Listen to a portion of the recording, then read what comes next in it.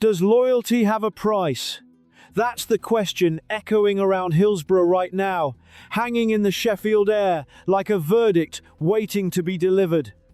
Since October, life at Sheffield Wednesday has been defined by collapse. The downfall of Deshphon Chansiri dragged the club into administration, unpaid wages, and ultimately one of the earliest relegations in EFL history. Into that chaos stepped Henrik Pedersen, a 48-year-old Dane who didn't inherit a broken team so much as a burning one. After Danny Röhl left, Pedersen watched his squad stripped away piece by piece until only 3 starters from the previous season remained. The results have been harsh, no win since September, but the crowd hasn't fully turned on him. Because while the football struggled, he didn't walk away when the wages stopped. And in a season like this, that matters. What comes next is about control and relief. Chansiri's gradual exit has lifted a weight from South Yorkshire, even if the damage left behind is significant. The club has staggered through failed takeover attempts, including a late collapse involving another consortium, and suffered points deductions that made survival impossible. 8 players left on free transfers, leaving the squad bare. Pedersen hasn't really been managing a team, he's been piecing one together week by week, just trying to get through matches without things getting worse. Now, at last, there's movement. The sale process is back on track. Audits are progressing, approvals are moving forward, and for the first time in months, there's a sense that the end of this chapter might finally be close. At the centre of it all this week is David Storch, leading Arise Capital Partners. According to reports from The Star and Football Insider, he's arriving in Sheffield for what are being described as informal meetings. But there's nothing informal about what this means for Pedersen.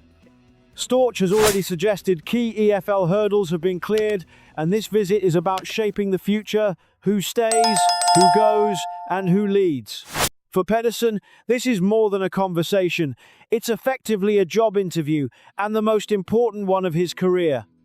He's not just defending his record, he's presenting a plan, a full rebuild, a vision for the stadium, the training ground, and the squad.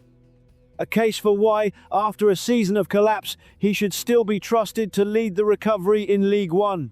Pedersen himself has acknowledged the scale of the challenge. Speaking to Danish media, he admitted that rebuilding Sheffield Wednesday means starting from scratch, not small changes, a complete reset. The infrastructure, the culture, the squad identity, all of it. He still has a 3-year contract and, crucially, a genuine connection to the club. That matters. Stability matters. For Storch, keeping Pedersen could provide continuity at a time when everything else is changing. But football isn't built on sentiment alone. 31 defeats, 88 goals conceded, and a side that has struggled to compete raise a harder question. Was this purely circumstance, or does it reflect the limits of Pedersen as a manager? His argument will be straightforward. Give him resources. Give him players. Give him a stable environment and then judge him properly. With the backing of Arise Capital and a full transfer window, he would finally have the chance to build his own team, rather than manage what was left behind. And that brings it back to the supporters. What matters most right now, loyalty or results? Does Henrik Pedersen deserve the chance to lead this rebuild with proper backing, or is this the moment for David Storch to make a statement and bring in a new manager, a new voice, a clean break from the past? Is loyalty enough to justify a fresh start in League One, or does the scale of what's happened demand a reset on the touchline as well as in the boardroom?